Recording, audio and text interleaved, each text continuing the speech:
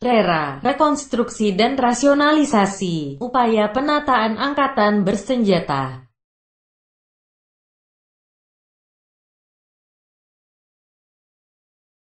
RERA, rekonstruksi rasionalisasi adalah program pemerintah Hatta yang bertujuan mengefisienkan dan mengurangi jumlah angkatan bersenjata. Program tersebut digagas oleh Zainul Baharudin, seorang pendukung Amir pada tanggal 20 Desember tahun 1947 mengajukan sebuah usul dalam Badan Pekerja KNIP agar angkatan bersenjata ditempatkan sepenuhnya di bawah wewenang Menteri Pertahanan. Selain itu ia juga mengajukan usul agar kekuatan tentara dikurangi dan agar kaum veteran diberikan pekerjaan produktif dan pekerjaan lainnya dalam pemerintahan. Usul yang kemudian dikenal dengan nama Mosi Baharudin itu kemudian disahkan oleh KNIP. Mosi Baharudin diterima secara bulat oleh sidang KNIP yang ketika itu sayap kiri masih berkuasa. Dari gambaran sebelumnya dapat disimpulkan bahwa sebenarnya program rasionalisasi pertama kali dicetuskan oleh kelompok sayap kiri. Kelompok sayap kiri mengajukan program itu awalnya bertujuan agar lebih mudah mengawasi dan menguasai tentara. Mosi ini merupakan usaha jalur politik untuk memusatkan kekuasaan militer pada tangan Menteri Pertahanan Amir Syarifuddin. Usaha ini akhirnya gagal dengan jatuhnya kabinet Amir Syarifuddin. Sehingga dengan demikian sebenarnya program rasionalisasi yang dilakukan oleh pemerintahan Hatta hanya melanjutkan program yang awalnya dicetuskan oleh kalangan sayap kiri pada masa pemerintahan Amir Syarifuddin. Bahkan sejak pemerintahan Sultan Syahrir, dikeluarkannya RERA oleh Hatta tidak dapat dilepaskan dari pribadi Hatta itu sendiri. Hatta merupakan seorang pemimpin tipe administrator, seorang berpendidikan yang rasional dengan keahlian administratif yang bebas dari politik kepartaian. Hatta melihat bahwa urusan militer harus dilakukan dan ditata secara profesional dan sejauh mungkin dipisahkan dari politik kepartaian. RERA digagas setelah pemerintah RI mengadakan perjanjian refill dengan Belanda yang mengakibatkan terjadinya sejumlah perubahan di internal RI. Di antaranya adalah semakin sempitnya wilayah de facto RI. RERA dalam pelaksanaannya telah banyak menimbulkan gejolak di kalangan angkatan bersenjata. Sejumlah kesatuan bersenjata baik tentara reguler maupun laskar bersenjata menolak program ini dan kemudian memicu munculnya sejumlah pemberontakan bersenjata. Perdana Menteri Hatta di dalam sidang BP KNIP tanggal 16 Februari tahun 1948 menyatakan bahwa RERA dilaksanakan karena telah terjadi penggunaan tenaga manusia yang tidak dapat dipertanggungjawabkan. Sehingga jikalau tidak dilakukan rasionalisasi maka negara akan mengalami inflasi yang sedemikian parah.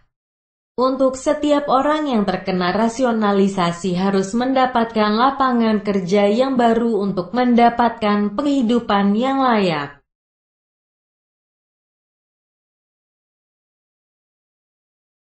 Realisasi selanjutnya adalah dikeluarkannya penetapan Presiden nomor 14 tanggal 4 Mei tahun 1948 di mana ditegaskan mengenai pelaksanaan teknis rasionalisasi. Penpres tersebut menyatakan bahwa dalam wilayah RI dibentuk dua komando wilayah, yaitu Markas Besar Komando Jawa (MBKD) dan Markas Besar Komando Sumatera (MBKS) yang mulai berlaku sejak tanggal 15 Mei tahun 1948. Sampai bulan Juni tahun 1948 sejumlah 60.000 anggota tentara yang telah dirasionalisasikan dan 40.000 orang lain akan menyusul. Perdana Menteri Hatta mengakui bahwa rintangan utama pelaksanaan rasionalisasi adalah masalah psikologis, karena kembali ke desa menjadi petani dianggap sebagai pekerjaan hina seperti Romusha.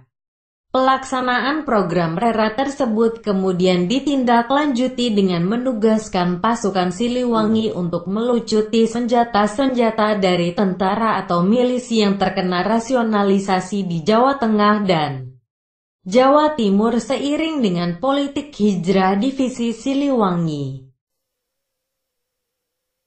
Program RERA ini mendapat tentangan kuat di antaranya dari sejumlah elemen bersenjata di Jawa Tengah dan Jawa Timur pada tanggal 20 Mei tahun 1948.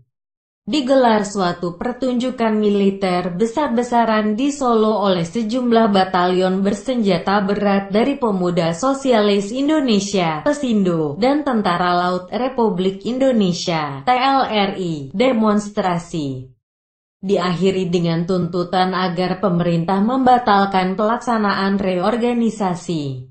Dengan alasan tidak relevan waktunya, mereka menganggap bahwa saat itu Indonesia harus menghadapi tekanan dan ancaman dari dalam dan luar negeri.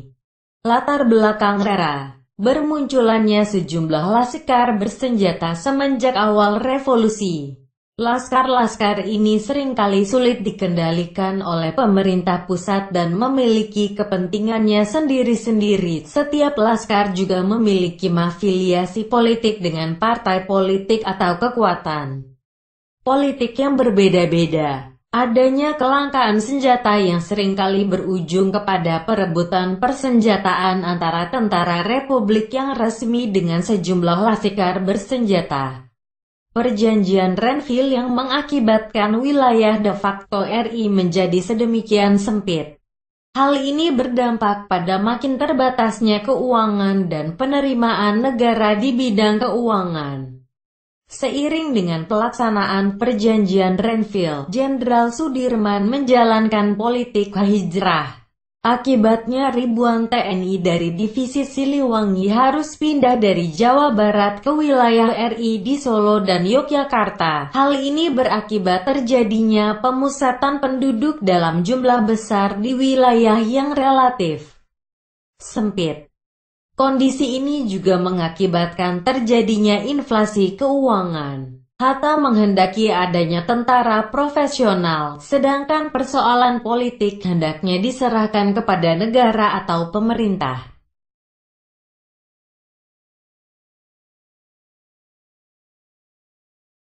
Hatta menghendaki agar tenaga-tenaga produktif dapat diarahkan kepada sektor-sektor ekonomi real seperti sektor pertanian.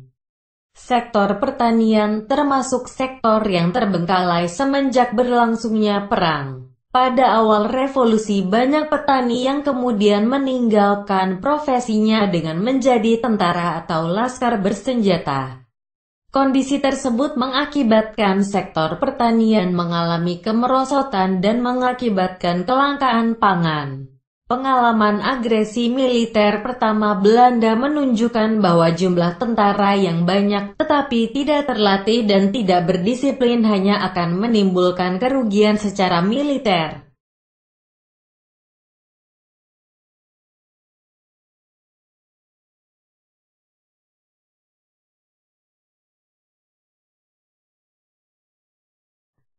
Situasi militer yang lebih stabil di awal tahun 1948 berbeda dengan situasi ketika awal kemerdekaan, tahun 1945 sampai tahun 1946. Sehingga harus dilakukan penataan struktur kemiliteran menjadi lebih efisien dan tepat guna. Pemerintah Hatta menganggap bahwa kesatuan-kesatuan bersenjata lokal seringkali sukar dikendalikan dan suka menentang pemerintah serta tidak berdisiplin. Makin banyaknya perwira yang berlatar belakang KNIL yang menduduki posisi puncak di Kementerian Pertahanan. Perwira dengan latar belakang TNI ini dikenal lebih mengutamakan pengalaman militer dan pendidikan ketimbang nilai-nilai keberanian dan revolusioner yang biasanya sangat ditekankan dalam pendidikan. Perwira peta. Sebaliknya, para perwira yang berlatar belakang pendidikan peta yang kurang terlatih, yang merasa bahwa kedudukan mereka akan diturunkan kedudukannya melalui rasionalisasi menentang pelaksanaan RERA. Ketegangan antara dua kubu ini kemudian berujung kepada terjadinya peristiwa tanggal 17 Oktober tahun 1952 pada masa Kabinet Wilopo. Tujuan RERA, menyalurkan tenaga-tenaga produktif ke bidang masing-masing. Mengefisiensikan angkatan bersenjata dengan adanya rasio 1 senjata untuk maksimal 3 orang agar mampu melakukan operasi-operasi militer yang ofensif. Membentuk tentara profesional, menjauhkan tentara dari politik praktis dan mencegah politisasi tentara. Mengatasi krisis keuangan negara dan mengatasi inflasi, mengurangi kekuatan kelompok oposisi, terutama dari Partai Sosialis pimpinan Amir Syarifuddin, mengembalikan kendali pemerintah terhadap angkatan bersenjata, melakukan penghematan anggaran, menggerakkan sektor ekonomi pertanian yang selama ini terbengkalai, membersihkan unsur kiri dan kanan dalam angkatan bersenjata, mempersiapkan angkatan bersenjata dalam mengantisipasi rencana serangan Belanda.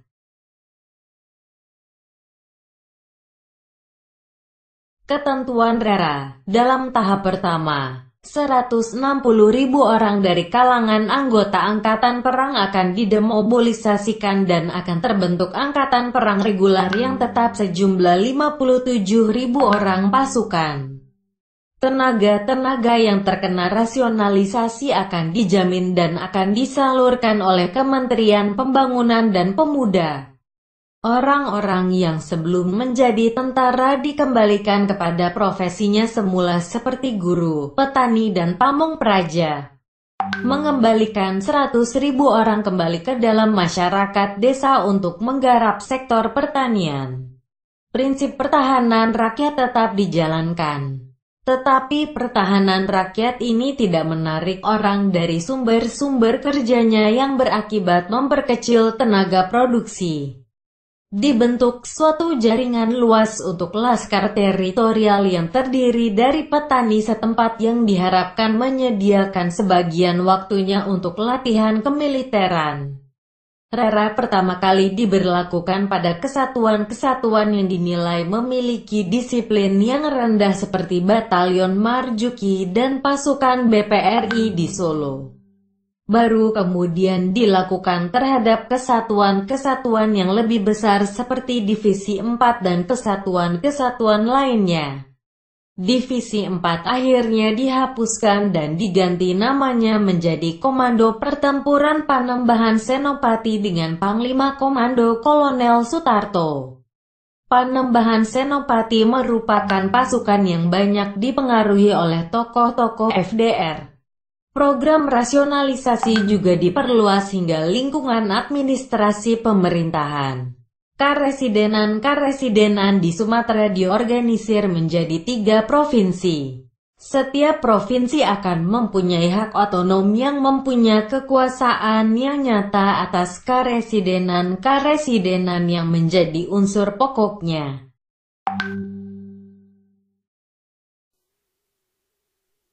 Dampak pelaksanaan RERA. Dengan diberlakukannya RERA di Jawa yang sebelumnya ada 7 divisi, dengan adanya rasionalisasi tersebut berubah menjadi 4 divisi. RERA berdampak hancurnya struktur kekuasaan lokal dan diperkuatnya struktur kekuasaan di pusat. Kontrol pemerintah pusat terhadap satuan bersenjata di daerah-daerah makin diperkuat. Hal itu mendorong munculnya penolakan dan oposisi terhadap pemerintah pusat terutama dari kesatuan-kesatuan bersenjata di Solo dan Kediri.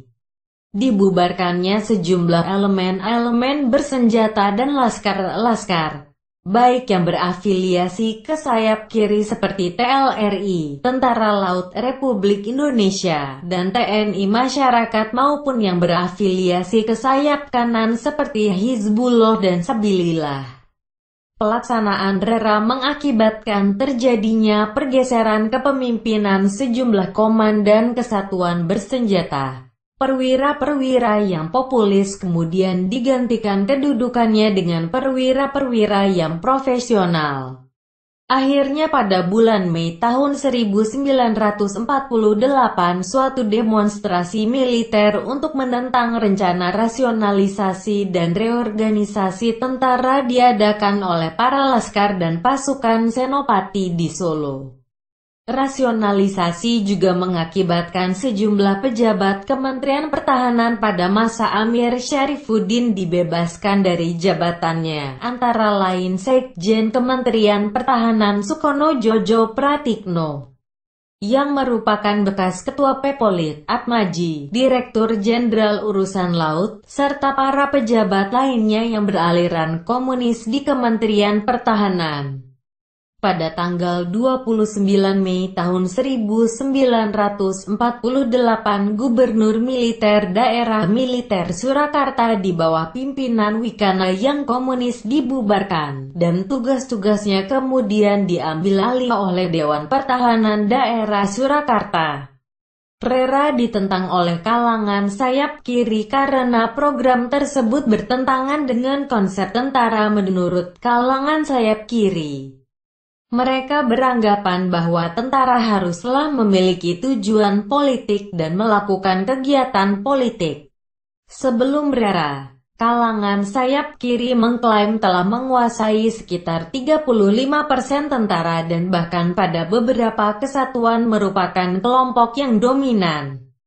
Rasionalisasi telah menjadi pisau cukur yang menggunduli FDR setelah sebelumnya mereka bersusah payah membangun kekuatan militernya. RERA telah menjadikan divisi Siliwangi yang berasal dari Jawa Barat menjadi tulang punggung utama TNI sekaligus menjadi pasukan elit. Hal itu dikarenakan banyak perwira-perwira Siliwangi yang memiliki pendidikan militer dan menjalankan politik yang netral. Setelah itu, Siliwangi kemudian dijadikan sebagai alat utama pemerintah dalam melaksanakan program RERA termasuk untuk menumpas kesatuan bersenjata yang menentang program pemerintah tersebut. Pada hakikatnya pelaksanaan RERA bertentangan dengan tradisi revolusi Indonesia itu sendiri. Revolusi Indonesia sejak awal merupakan revolusi rakyat semesta yang melibatkan seluruh elemen masyarakat, sehingga rakyat secara keseluruhan ikut mengambil bagian dalam revolusi. Akan tetapi, dengan adanya RERA, rakyat dibatasi perannya dalam revolusi, di mana fungsi pertahanan diserahkan secara khusus kepada angkatan bersenjata sebagai pemilik otoritas satu-satunya pemegang senjata. Banyak di kalangan tentara, laskar yang terkena program rasionalisasi yang terkatung-katung hidupnya. Karena program pengalihan profesi seperti yang dijanjikan oleh pemerintah tidak berjalan sesuai dengan yang diharapkan. Sebagai kelanjutan dari rasionalisasi angkatan bersenjata, pemerintah menolak usulan Kahar Muzakar agar pemerintah membentuk Brigade Hasanuddin. Penolakan ini berujung kepada perlawanan Kahar Muzakar terhadap pemerintah pusat dengan bergabungnya KAR kepada Darul Islam yang dipimpin oleh Kartosoewirjo. Meletusnya pemberontakan Ibnu Hajar melalui organisasinya, Kesatuan Rakyat yang Tertindas, KRYT. Pemberontakan ini dipicu oleh adanya kekecewaan terhadap pelaksanaan rasionalisasi dan demobilisasi angkatan bersenjata yang tidak sesuai dengan harapan. Ibnu Hajar merasa ada diskriminasi terhadap gerilyawan yang didemobilisasikan, antara yang berasal dari Jawa dan luar Jawa. Di Kalimantan, para mantan gerilyawan mendapatkan perlakuan yang buruk. Antara lain mereka tidak diakui sebagai veteran dan oleh karena itu mereka tidak mendapatkan uang pensiun dari Kementerian Pertahanan.